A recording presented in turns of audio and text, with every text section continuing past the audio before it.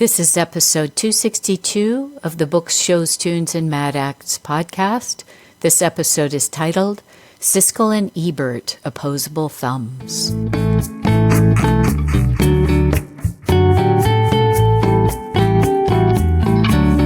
Hello, everyone. Welcome to Books, Shows, Tunes, and Mad Acts. I'm your host, Jennifer Crittenden. Books, Shows, Tunes, and Mad Acts is brought to you by Discreet Guide, the training company for improving your speaking and writing skills. Thank you for joining us, and tune in on Mondays for new episodes.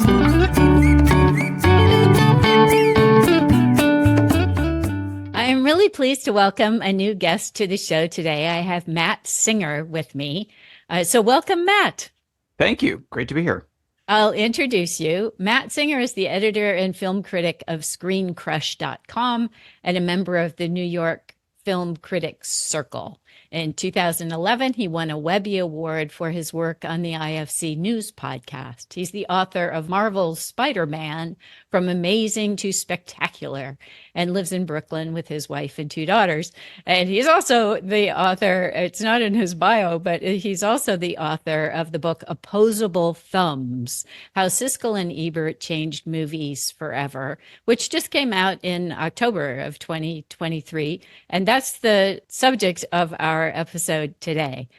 So first, I want to say it's such a clever title, Opposable Thumbs. It just works very well about the fact that the relationship between the two was sometimes in opposition, and also the idea of facility and ability that we have to change things by having opposable thumbs. And of course, thumbs up and thumbs down. So yeah, super clever title. Well done. I don't know if you chose that or not, but that is great.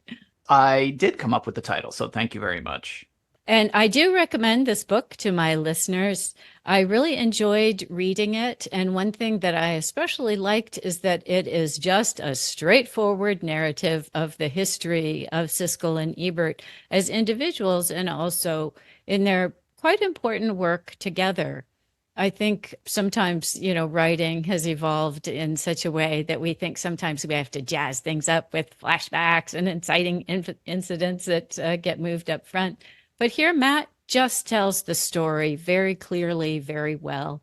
And he really lets the subjects do the talking.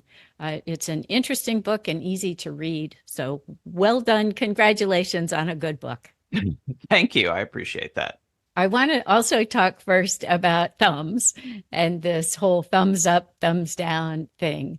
And my question to you has to do with how much influence you think they have had with this, as this idea of thumbs up, thumbs down has kind of invaded all kinds of different areas. So yeah, talk to us a little bit about that.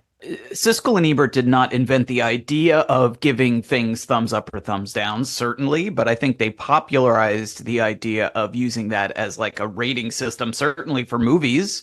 And, phrases like two thumbs up was something that they created and trademarked. When they would be asked about it, they would sometimes make jokes. Ebert would sometimes joke, if they were ever asked, like, well, who came up with the thumbs? Who had that idea first?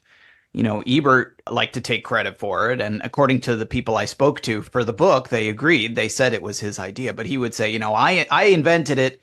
But before me, there were the Romans who, famously, for gladiatorial combat. I guess supposedly some people now believe that thumbs up wasn't actually good. That was like death. But, I think the popular imagination of thumbs up means the life of whoever it is gets spared, and thumbs down means they're in real trouble. But in terms of doing it for the show, they had a previous rating system, which very few people other than dorks like me even remember at this point from the early days of them on PBS, where they had a system before the thumbs, which was yes and no. They would give two yeses or two nos or one yes and one no. And that worked fine at the time, I suppose, but it certainly didn't catch on the way that thumbs up and two thumbs up did once that became the kind of signature rating system of the show in the early 1980s.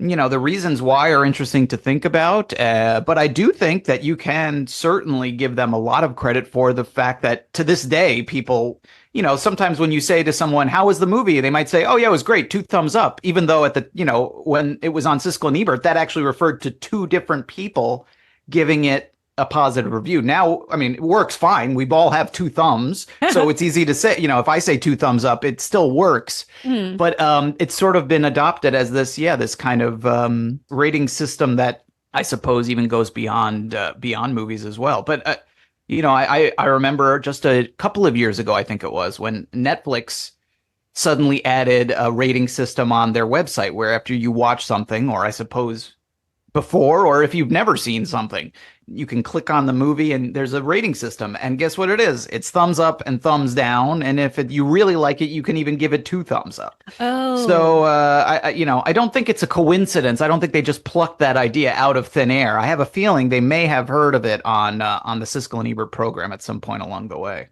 I was really surprised when you mentioned in the book that it was trademarked. I had no idea that it was trademarked. They did not trademark the idea of giving something a thumbs up. If you could say, if I went to a restaurant and I loved it, I could write thumbs up for this fabulous restaurant.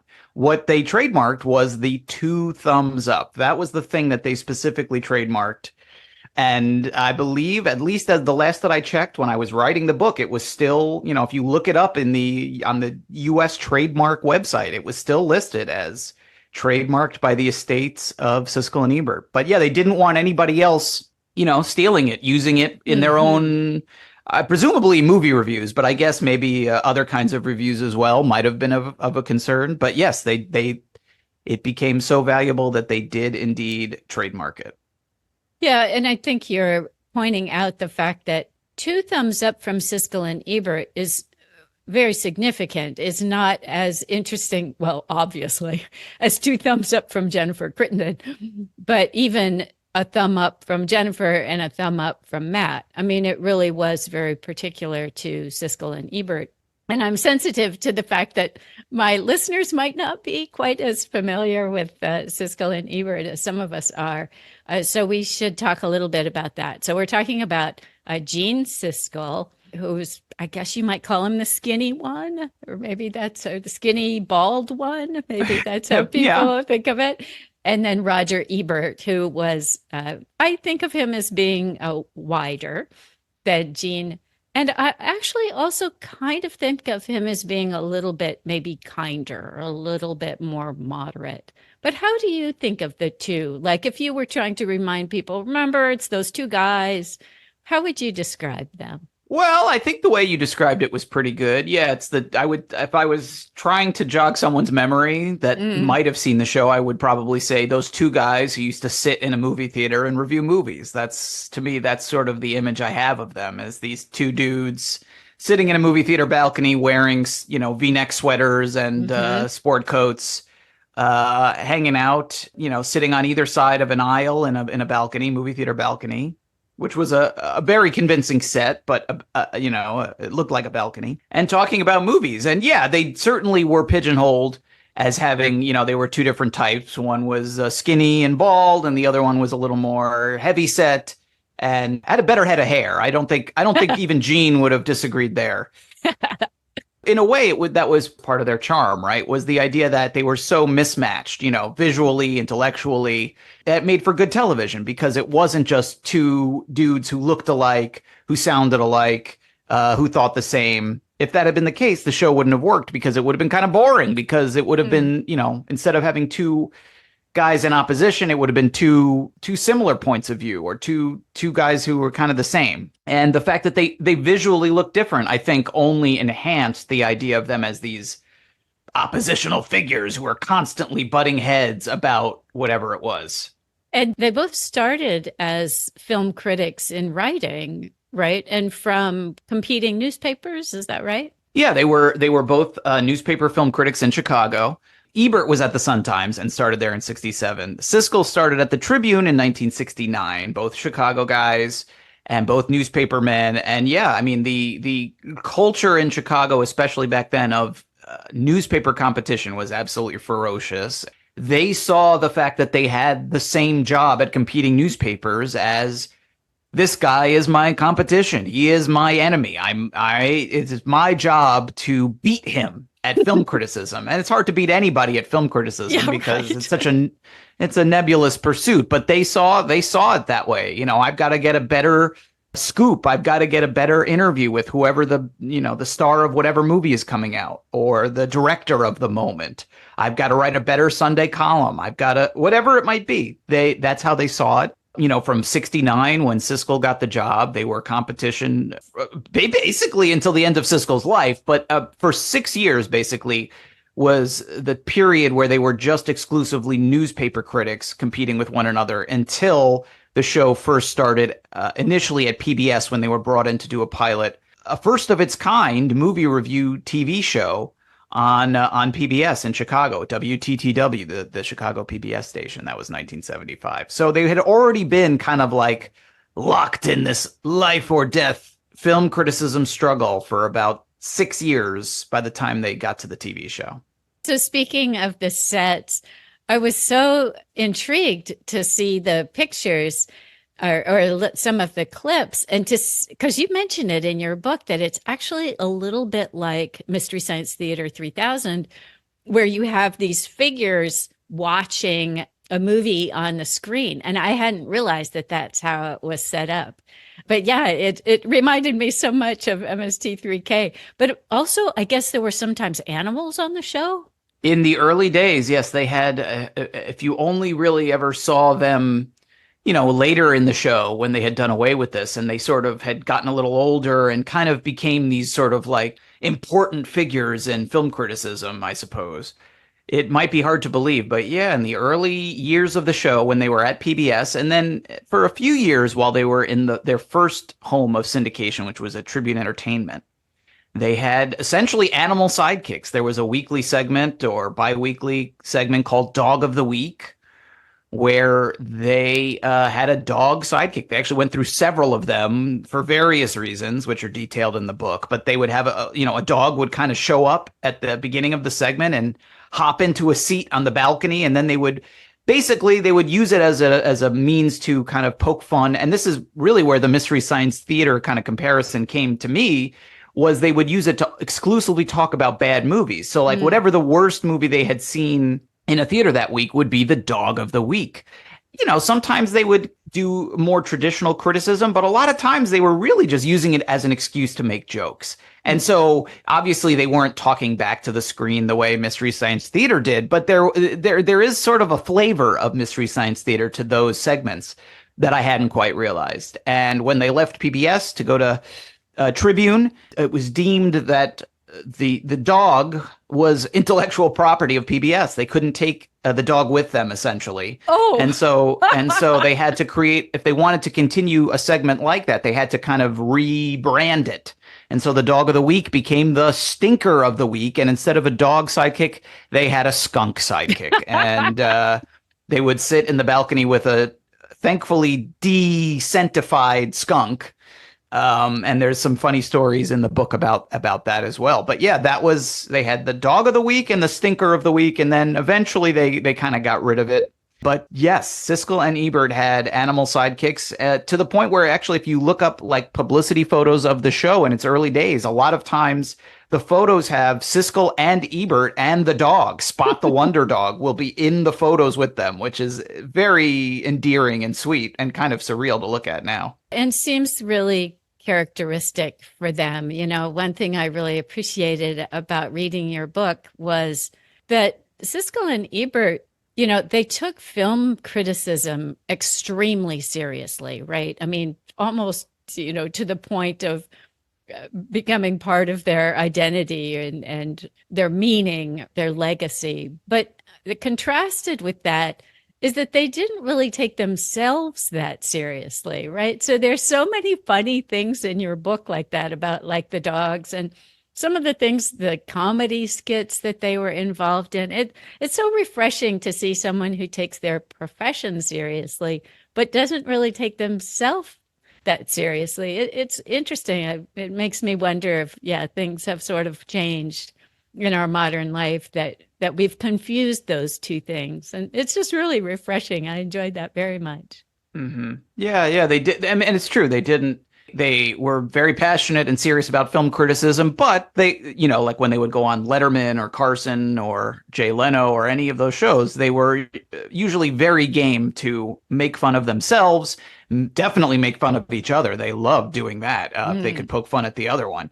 But they would do comedy sketches and bits and anything to promote the show. They weren't above the show business side of it. And they understood that and they got it. And I think that it absolutely was a big reason for their success because they didn't come across as these stuffy, intellectual, I'm going to talk over your head film critics. They always, even on the show, even when they were doing criticism, they had this accessible quality to them. And you didn't feel like they were talking down to you or talking over your heads. They were just wonderful communicators, and they were very good at conveying why movies were great and why you should see them and why you might like them. They had this passion for movies that they were also very good at passing along. It wasn't just, I like this movie. It was, I really like this movie and here's why you might like it, or here's why you should see it, or things like that. It seemed to me that there was something really kind of magical that came together there. The fact that there were those two individuals and then the tension that was set up between them in terms of their personal competition with each other. And then the odd couple thing. I mean, there are just so many things that drove that show to just be unbelievably popular. Can you give us a sense of how it grew and what kind of audience it ended up commanding? Well, by the time they had reached national syndication, which was the early 80s was when they first started in syndication. The show, like we were saying, started in the mid 70s at one local PBS station in Chicago, and then gradually it expanded to other stations. The show got pretty good ratings on PBS, and so other local PBS stations started to, pick it up and show it until they were basically shown all over the country in most markets. But they weren't, at least in their minds, in their opinion, they weren't very well paid or weren't being paid what they felt they were worth. And that's why they ended up leaving to go to syndication, where they could make a lot more money. They first were at Tribune, then they went to Disney, actually, to the Buena Vista Television, which was a division of Disney. And by the time they were at Disney, the weekly audience, was in the millions of people, sometimes creeping up towards like 10 million people a week, which is these days, I mean, any network show that's not football would love to have 10 million people tuning in to watch something on a weekly basis. That was the peak. They didn't always have that many, and certainly sort of through the 90s, the numbers did kind of start to decline a little bit. But even towards the end of the show's run, they were definitely having 2, 3, 4, 5 million people watching every single week. So they commanded absolutely this large national audience. It became very sort of influential and powerful in the world of movies and movie criticism as a result. Yeah, I like the subtitle of your book because of that, how Siskel and Ebert changed movies forever. Because I think they did. I think they were pivotal, along with probably some other things too. It was such an extraordinary time of movie making in the United States. It was just the incredible adventurousness of people who were making movies. But Siskel and Ebert were right there, encouraging that, right, and analyzing that and helping Americans realize that movies are important. This is an important art form from our culture. And so I really appreciate that they did that. And also that you've written the book to talk about that, right? To point that out. This is a thing that happened. We need to acknowledge this from a historical standpoint. I certainly think so. Yeah. I mean, it was a really important time in the history of American movies and international movies as well, and movie technology and distribution and so many different things changed over basically that 25-year period from like 1975 to 1999 was when the show was on and in different forms. And, sometimes people ask me, like, well, why was the show so successful and why isn't there something like it on today? And I do think that Gene Siskel and Roger Ebert and their unique chemistry, their unique relationship, their unique kind of dynamic on screen was absolutely a huge part of it. But another big part of it was the timing of when the show was on, which was, Yeah. as to your point, it was this really pivotal time in American movies. And it was a period where, these days movies are still popular. People still go to the movies. Absolutely. They still watch movies, maybe more at home than in theaters in some cases. But there's so many other things competing for their attention. Hmm. The internet, when this show starts, the internet does not even exist. It's not even a gleam in Al Gore's eye or wherever it comes from at that point. And television certainly exists, but it's not, this is not the era of The Sopranos and Breaking Bad and Game of Thrones and these shows that are viewed as, whatever you want to call it, peak television, the golden age of television, however you want to describe it. Like, television is the sitcom you put on in the background that's, kind of visual wallpaper while you're doing the laundry or whatever. There were exceptions, but it was a totally different medium. And movies really were kind of the central art form at the time. And they were this thing that people went to see in such larger numbers and talk about in such larger numbers. And so and the movies reflected that. That's where all the exciting things were happening. And so they did have a great subject matter for those 25 years was the movies and how the movie industry was evolving. It was the beginning of the show was the end of what's now called like the new Hollywood era, when there were all these exciting young filmmakers making really interesting, experimental, dynamic movies within the Hollywood system. And then within a few years, that kind of gave way to the early days of the blockbuster era of movies, when suddenly, movies were making hundreds of millions of dollars, which was something that had never happened before. And so they got to witness all of that. And they got to witness things like the rise of VHS, which completely changed so much about how the movies were made and seen and distributed. And there's lots of other examples like that. So yeah, it was a hugely important time in movies. And I do think that the show got to the point where they did have an influence on things, on what people saw, what movies kind of got more attention. The people who were watching the show became the next generation of film lovers, film writers, filmmakers. So its impact really was quite enormous. Film critics like you. Yes, yes, since definitely. you grew up watching the show. Absolutely. Yeah, you can't help but think their enthusiasm for shows that were movies that were original and non-formulaic, right? I mean, because they were critical of that when they would see the same theme repeated over and over, that they pushed, right? They pushed the filmmakers to be adventurous. And in your book, you cite examples of filmmakers who were so appreciative of Siskel and Ebert's interpretation of their movie, which others had perhaps overlooked or not quite understood. And it's so interesting to see that, right? That appreciation, because, when you're a creator, as you are too, finding someone who appreciates your work is such a boost, right? It keeps you going. Yeah, definitely. And, I spoke to some of the filmmakers that you're kind of describing, and in some examples, they literally said that, in the case of someone like an Errol Morris, the documentarian who, made movies like Gates of Heaven and Fog of War, The Thin Blue Line, these wonderful documentaries, he said that Siskel and Ebert gave him a career and gave him, in his words, like, basically, I'm paraphrasing now, but like they gave him hope, which he previously did not have as an artist, because when he started making things, he was having a great deal of trouble getting any attention, getting anyone to see them, get any funding. And when he first showed Gates of Heaven, it played the New York Film Festival during like a newspaper strike. So it got basically no attention, and it kind of came and went, and that was it. And it was like, oh, well, I guess that's just not going to happen. Somehow, when I asked Errol Morris, how did they find it? He's like, I don't know. I don't know how they saw my movie. Somehow they saw Gates of Heaven, and Siskel and Ebert loved it and thought it was sensational and started talking about it on the show. They reviewed it, and then they just kept bringing it up. Anytime they had a chance, at the end of the year, the best movies of the year, they would put it on their list. And sometimes they would do theme episodes where they would recommend, what they called buried treasures or things like that, movies that had been overlooked when they first played in theaters. They would talk about it again, and they kept talking and talking. And he said suddenly the movie started to get some traction.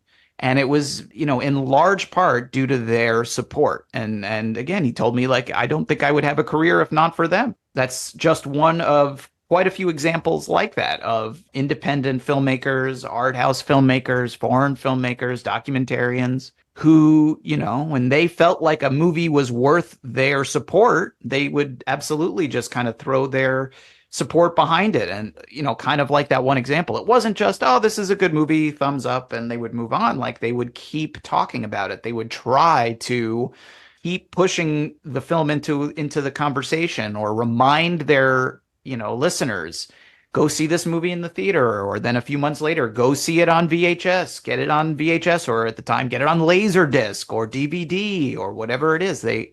They were kind of dogged about that, and it absolutely was very important to the careers of quite a few filmmakers, including some who now are, considered some of the greats of that era, who really benefited from their championing and support. Another one that you mentioned in the book is Hoop Dreams. Yeah, Hoop Dreams, directed by Steve James, who then later went on to make a documentary about Roger Ebert called Life Itself. And, said that, he did feel in some ways like he kind of owed him one in a way. That wasn't the only reason he did the movie, but he did say that to me when I spoke to him.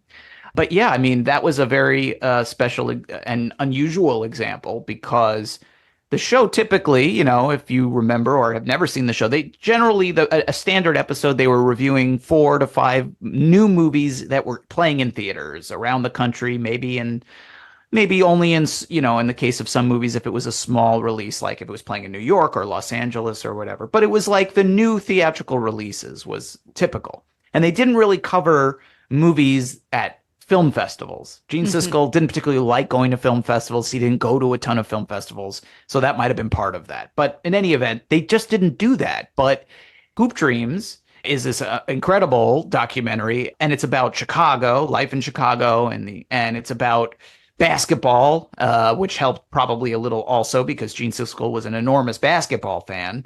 And the movie was getting ready to play and premiere at the Sundance Film Festival. I guess like the publicist for the movie basically said, I think Siskel and Ebert will really like this movie. It was the Chicago publicist. I'm going to see if I can get them to take a look at it.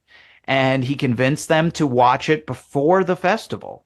They basically had a private screening in Chicago. The two of them saw it in a theater. I think it was just the two of them and maybe Chaz Ebert, Roger's wife. They showed the movie, and then basically the week that it premiered at Sundance, and you can find the clip online if you want to go watch it. They basically had this very unusual review where they reviewed the movie as if sort of the first people in the world to review it, because it hadn't even played at Sundance as they were doing it. But basically saying, this week at the Sundance Film Festival, there is one of the great documentaries of all time playing at the festival, and it's called Hoop Dreams, and here's what it's about. And Steve James told me that, the movie was playing at Sundance, and Siskel and Ebert was a syndicated television show at this time. So it aired usually on the weekends at random times. So by the time it played that week, the week of that Hoop Dreams review, Hoop Dreams had already played once or twice at Sundance before the review aired. At the first screening, he said, nothing happens. No, it's like sparsely attended. It's a 3-hour documentary that's shot on video. That's a very hard sell at any film festival. And, he was not a very well-known filmmaker at the time. That didn't help either. The second screening, nothing happens. And I guess the third screening was going to be at like 10 o'clock at night, which again is like a 3-hour documentary. That's like a death sentence for this movie. And lo and behold, the review airs like the day of or the day before that last screening. And suddenly the last screening becomes, everybody at Sundance, and in Steve James is telling, suddenly it's a sold out screening. Distributors are there. Everyone wants to buy it. Everyone wants to see it.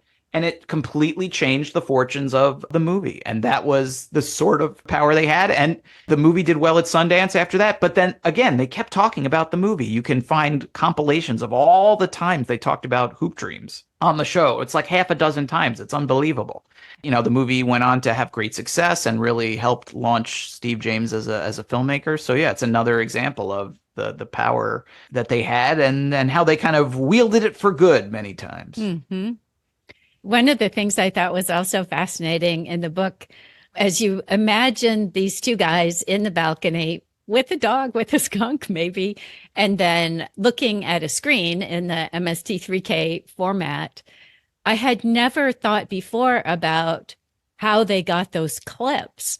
And you do a great job in the book of describing that. Can you tell us about that? Yeah, so these days, it's very simple to just watch any clip, or at least a lot of clips from movies online. You can go on YouTube, you can look on your phone. But this is, again, we're talking about the mid to late 1970s. That technology is decades away at that point. The people who first created the show really believed that one of the appeals of the show was going to be this idea of having clips from the movies, being able, people who are interested in these movies to actually look at scenes from the movies. You could read a Roger Ebert or Gene Siskel review in the Tribune or the Sun-Times, but they could never show you what the movie looked like. They could describe it, but you couldn't see it. And so that's what the TV show really could offer in the early days. But to do that, they had to get the clips from the movies. At the time, they really weren't being provided by the studios. Nowadays, studios send out what are called EPKs with clips that anyone can use. It's much easier to do it. Those days that didn't exist. So they would usually someone from the show would go with Gene and Roger to the screenings, and they would, like, as they were watching the movie, say this scene, or I want this scene.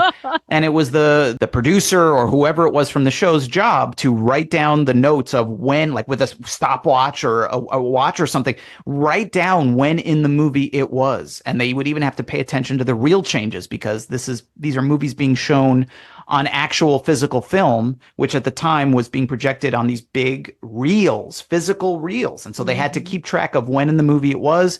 Then they would have to take the physical reels of film, lug them to a transfer house in Chicago. It's Chicago. It's probably snowing. It's probably freezing cold. It might be below zero that day. And they would have to schlep, however they got it on the train or on a car or whatever it was. They would have to carry these heavy cans. And if you've never held a can of film, I can tell you they're very heavy, especially if you're having to carry more than one. These things weigh 20 pounds, maybe more. And they're huge and unwieldy. Mm-hmm. So you can just imagine having to take these cans, bring them somewhere, get them copied, bring them back. It was this incredible process. But the end result was the show had these clips, which at the time gave the show something that you really couldn't see too many other places. Mm-hmm. Again, it's one of those things where if you are younger, if I have a younger listener now listening to this going, this doesn't sound special at all, because I could watch the trailer for Oppenheimer on my phone right now. I don't even have to stand, It's a totally different world. And in that world, those clips made a big difference.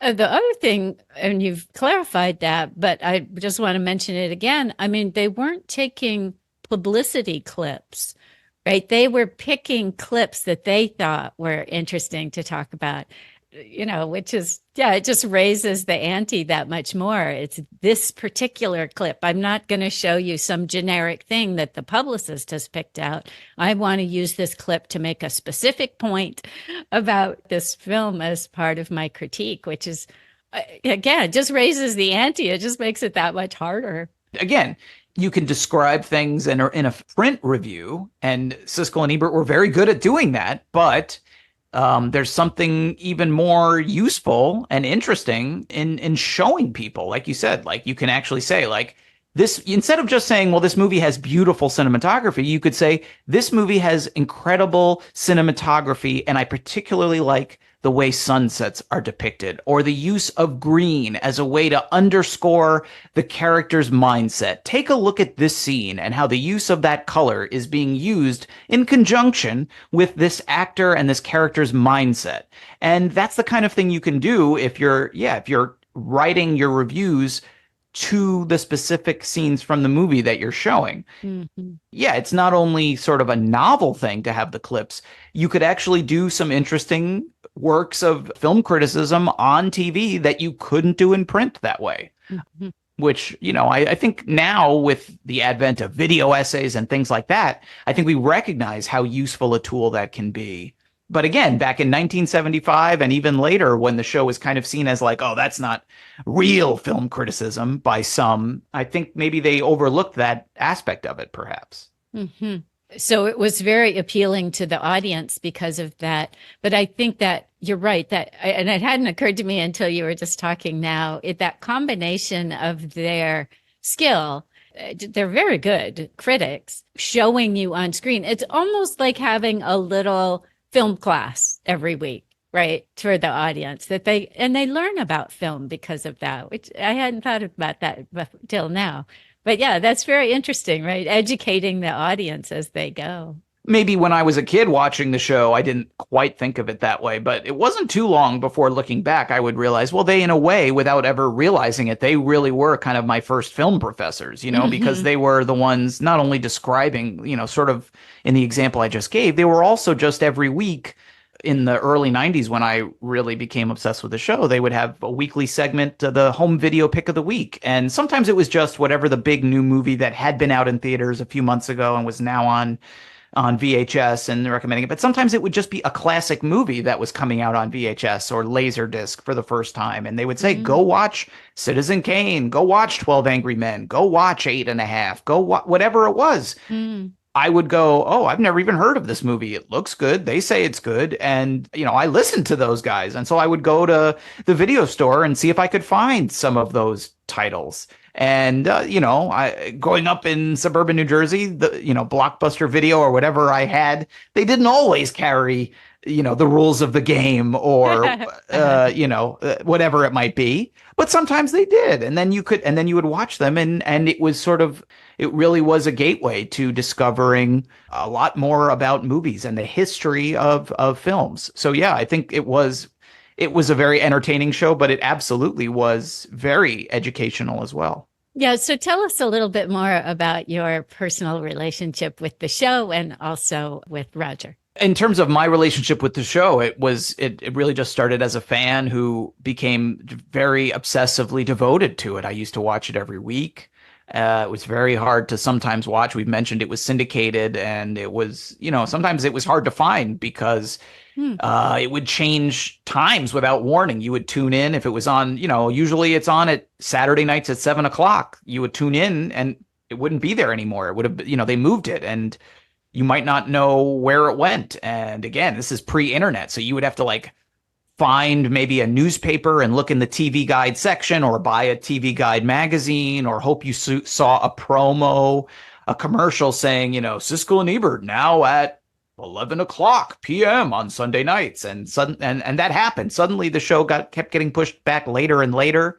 I don't know if this was the point where the ratings were starting to go down, perhaps. I'm not sure. But, it started to become like a late night thing on Sunday nights. And it was on so late that it was after when I was supposed to be asleep when I was 12, 13 years old. And so I went so far as to lie to my parents and say good night. I would pretend to go to sleep and then lie awake in my room and just wait for my parents to go to sleep and hope that they did before the show actually came on. And then I would turn the TV back on and watch the show. And that was how I did it for a while. As a matter of fact, it really was one of my favorite shows as a kid. And then I went to college and studied more filmmaking than, film criticism or anything like that at first. It took a while to do that. But then years later, unfortunately, Gene Siskel passed away in 1999. I never got to meet him, but in, I guess, around 2010 or 2011, I guess it would have been late 2010, I think.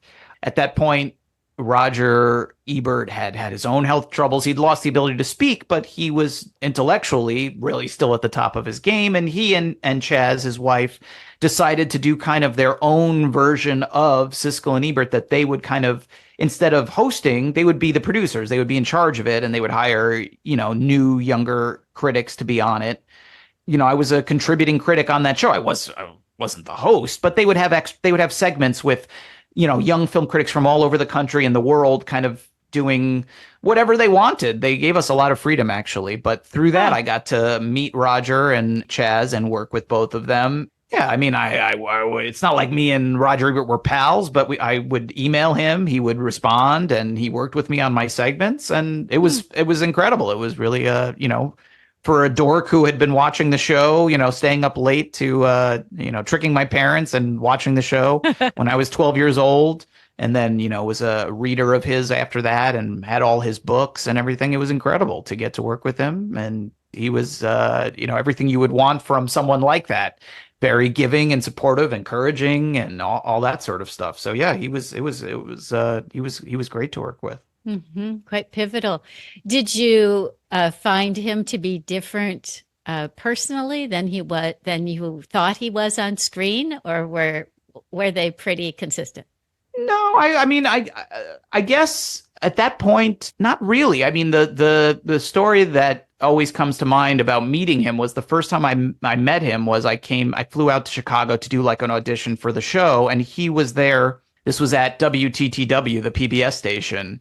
Like they had us do auditions in like one of the studios, like the physical studios. And after the audition, Chaz like brought me up to meet Roger. He was like in like an office upstairs, and he had like a closed circuit TV that had like a feed from the studio, so he could like watch what was going on, but he wasn't, physically in the studio while we were doing it. Okay. And so he had that, like he was sitting in a chair and he had the screen that he could kind of watch. But when I walked in, and again, he couldn't speak at this point. He had lost because of all his illnesses and surgery. He couldn't speak. So I come in to the room, like, Roger, I want you to meet, this is Matt. I don't remember exactly what was said, but instead of speaking, he's sitting in his chair with his laptop, and he motions to the laptop, and I come over, and he's like basically, gesturing and saying like, see what I'm looking at. And it was that the director Blake Edwards had died, and he was writing an obituary for him for the Sun-Times, while he was also supervising the auditions for his brand new television show. So he was multitasking in this incredible way. I was just like blown away. Like if it was me, I would have been like, somebody else can write this thing. I've got to focus on my TV show. And that wasn't who he was, and I would later find out, and doing research and speaking to people, that he always had this incredible, not only work ethic, but he had this like ability to like write. It wasn't just that he was a good and gifted and talented writer. He was a fast writer, and he could, people who I spoke to would talk about how he could just sit down at a typewriter. And in those days, it was still a typewriter, and then later a computer. And just in one sitting, in 30, 45 minutes, he could just write an entire review from start to finish, and it would be perfect, and it wouldn't need much editing, and it would be full of insight and wit and all these sorts of things. And it would just like come out of him like bleh, like it would just appear like as if by magic. So I suppose that the guy that I met that day, like you could see that, because he's producing, he's doing all this stuff. And at the same time, he's also writing this obituary. And years later, I went back and read the obituary, and it's a great obituary too. It's like, it wasn't just like it didn't read like something that a guy had written while he was distracted by other things. Like, it's a wonderful obituary. And it's just like, what a inspiration from that perspective he was. So yeah, that's the story I always think of about, like, what he was quote unquote really like, at least in my experience. I think that's also something interesting about the show, is that Gene and Roger would have already written the movie reviews for the newspaper by the time they came to record the episode, which means that their opinion had already kind of been cast in stone, which I think is also interesting, probably changed the dynamic a little bit on the show, because now you're in a position where you have to defend what you wrote, right? But the other thing that I was thinking was, you're described so well in the book how long it took to record some of these episodes, because of how seriously they took the work and what perfectionists they were. And I was thinking, yeah, right. So you write this review, and then you have to go over to the studio for a long period of time. So you have to be a fast writer in order to have your review already written before you go off for hours and hours of recording. It's an interesting thing to think about, how their day must have been to do that.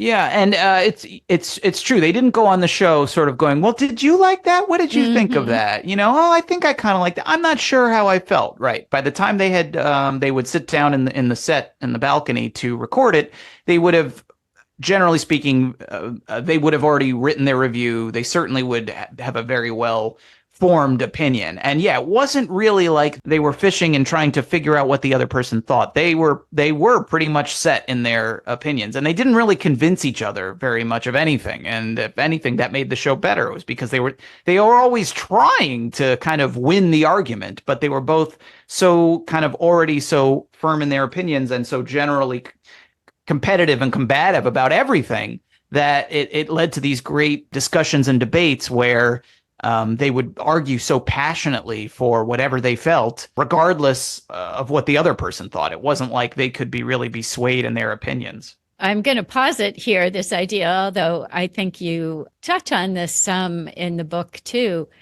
is that was partly why they were so popular. Like the audience could tell that they were genuine in their beliefs and that their opinions were real, that this wasn't something that was manufactured by the publicity arm of the firms, but that this was an individual, a passionate individual who believed in something. And there's something really compelling about that, I think. I was wondering if you wanted to talk a little bit about this idea of we say authenticity a lot now, and the word is kind of overused. But I wondered if you wanted to comment on that a little bit. Well, I certainly do think whether it's an overused word now or not, I do think that they really had authenticity in whatever they were doing and saying, and that's an important quality in any film critic, and it was very important for Siskel and Ebert because, like you said, like whether you agreed or disagreed with these guys, and some people hated what they had to say. I've been interviewed by people or spoken to people, readers, whatever it is, who are like, "Oh, I loved the show, but I hated what Gene would say about horror movies," or "I loved the show, but I always disagreed with Roger. I never liked what he had to say," or whatever it was. No one has said to me, "Oh yeah, those guys, I didn't think they cared about any of that. I didn't believe anything they said." Like whether you agreed or disagreed with them, you always firmly believed that what they were saying was genuinely what they thought and what they believed about a movie. And it wasn't being said to please a studio or, well, "Oh, I like this director. He was really nice. This director was really nice to me the last time I saw him at a film festival. I'm going to give his movie a pass." They did not operate that way. If their favorite director in the world made what they thought was a bad movie, they would say so. If a director or an actor they tended to dislike gave a great performance, they would say so. They were willing to be genuine and authentic and be honest no matter what. For a film critic, that's a really important trait to have. And I do think sometimes people are a little wary about, well, everybody else says this movie is great. I guess I better say I liked it, even though I thought it was a piece of junk, or vice versa, whatever it might be. I do think that sometimes it's hard to be the outlier. Mm-hmm. Some critics relish that too, but by and large, most people don't really enjoy being the one person who disagrees with everyone else. And that's not to say that Siskel and Ebert were trying to be contrarian. But I do think when they felt strongly about something, they said it and they didn't sugarcoat it for anybody.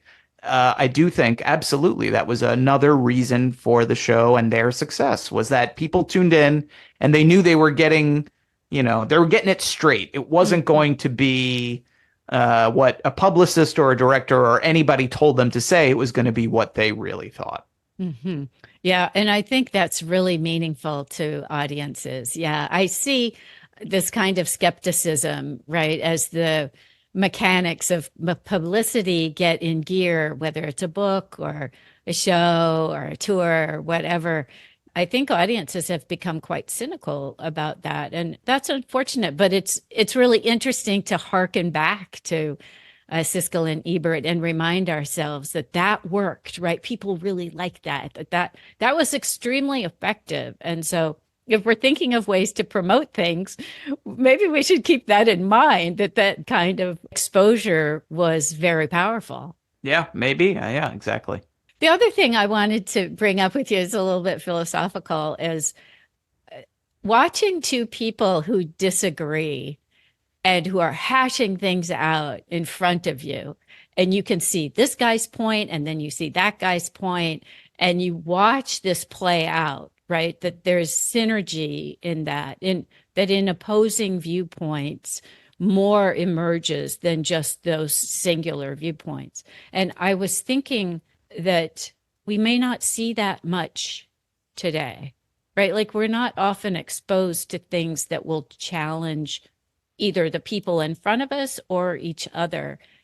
What do you think about that? Am I being crazy here?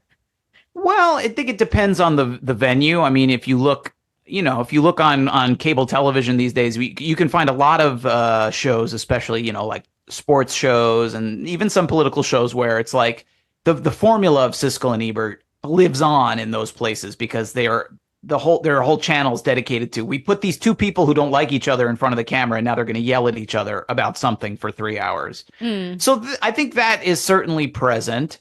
I guess maybe the difference in some places is that these arguments these days become so, I don't know what the word I'm looking for is, but they get so heightened and intense. Whereas Siskel and Ebert they would get pretty passionate and heated sometimes, but it always seemed to come from a place of like, as much as they wanted to beat the other guy and maybe the other guy drove them crazy, there was a certain underlying respect and this sense that these were like adversaries who they respected one another's abilities or something like that. They didn't look down on each other necessarily. It was almost like they wanted to convince them specifically because they respected them so much. And sometimes that's the thing that's missing these days, is it's so much more about kind of like easy, cheap shots, and you don't get the sense that the people doing these shows always respect one another or they consider each other intellectual equals or that there's much of any intellectual element to it at all. Yeah. So you may be onto something in that regard. Well, thank you for that. Because I probably just don't watch enough of those shows to know that's going on. I guess that's the thing is the fighting on screen just to amuse people? Is it for entertainment, or is it in fact because those people really care passionately about their position? Yeah. So and that might depend a little bit on your interpretation of it also. Mm-hmm. So I did want to talk a little bit more about film criticism today. One thing that was really quite sad about Siskel and Ebert is that they died quite young. Gene died at age 52 and Roger at age 70, which, especially Gene, so unfortunate that he died at yet such a young age. But as you think about their tenure and then what we have today, what do you think about it? What do you think about Rotten Tomatoes and the kind of film criticism that we're exposed to today?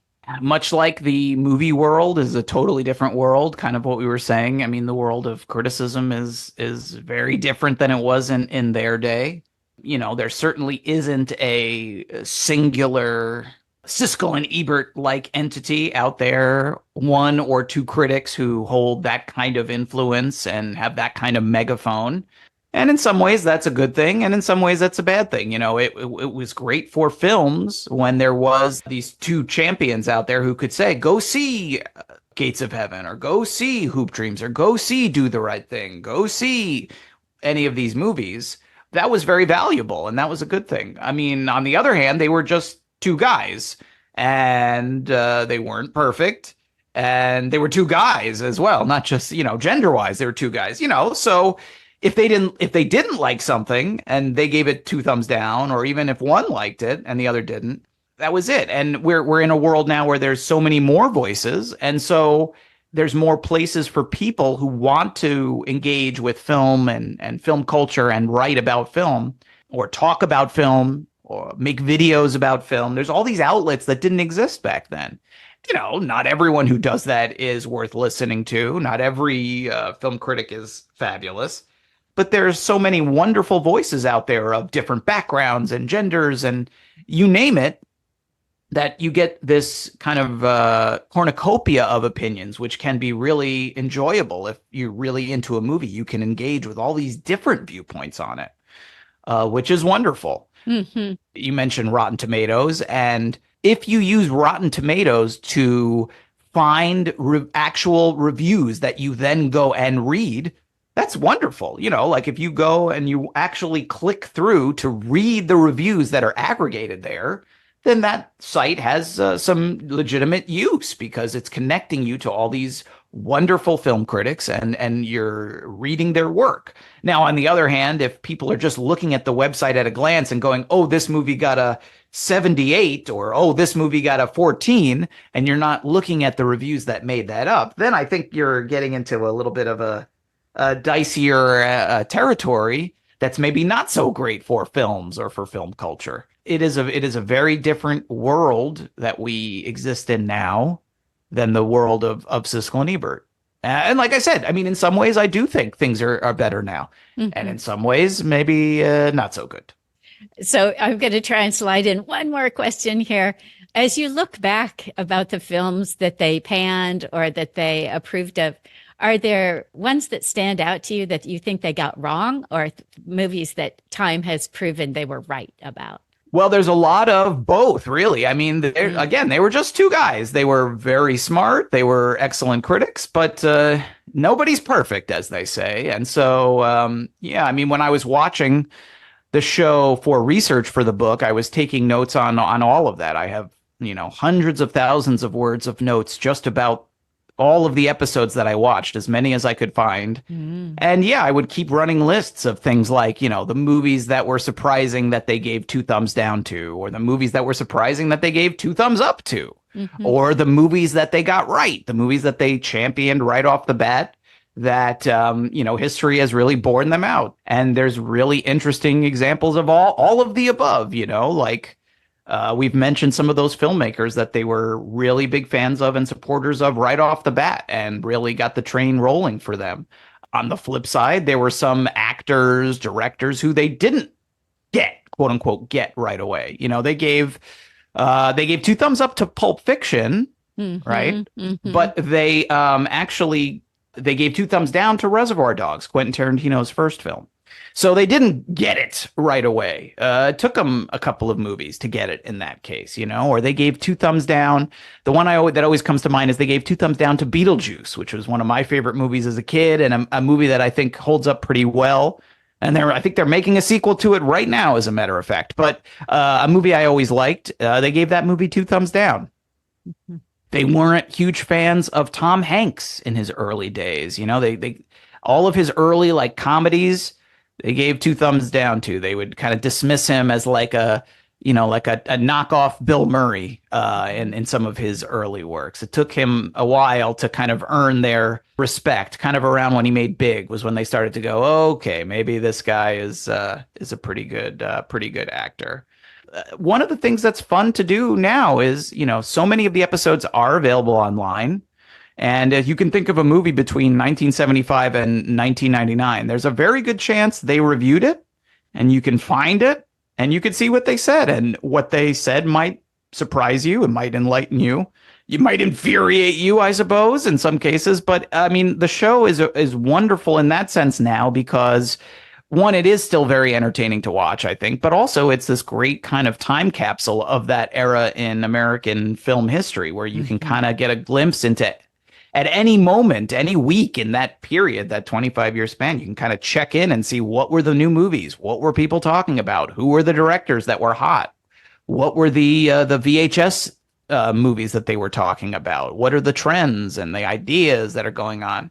In some ways, the show is dated, I guess. Certainly their clothes are dated a lot of the time, but in some ways, the show is still incredibly useful and worth preserving and looking at now. In some ways, maybe more worth looking at now more than it was at the time. So yeah, I mean, if you're interested in their reviews and things they got right or wrong, you absolutely should just go down a YouTube rabbit hole and start looking up some of their reviews and see what you find. Yeah, I think you'll have a really good time with that.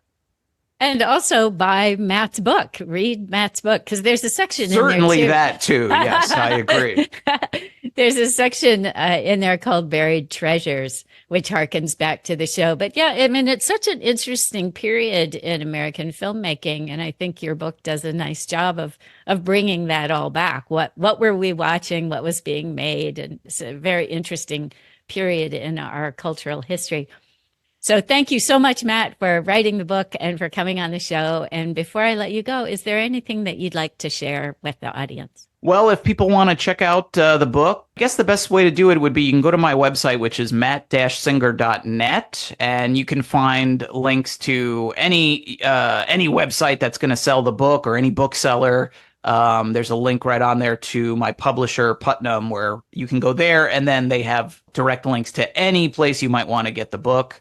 Yeah, I mean, and my day job is running this website, screencrush.com. You can check that out, or you can follow me on Letterboxd. I think my name there is at Superpulse, I think, and that's a movie website that I log everything I'm watching and write about everything I'm watching on there. So yeah, I'm on Instagram. I guess I'm still on Twitter. I guess I'm on Facebook and all those sorts of places as well. Wonderful. I'll include those things in the show notes. And thank you again for coming on the show. It was really a pleasure to talk to you.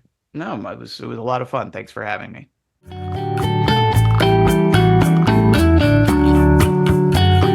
Thank you for listening. Our goal in 2024 is to expand our audience because we get such great guests. So we'd love your help in spreading the word by sharing, subscribing, liking, thumbs-upping, rating, and commenting. Got all that? Really, thanks for any support. Books, Shows, Tunes, and Mad Acts is brought to you by Discreet Guide, the training company for improving your speaking and writing skills. Also, a shout out to Podomatic, our podcast hosting platform. You podcasters out there might want to check them out. They've been good to us. And finally, thanks to Quincas Morera for the theme music.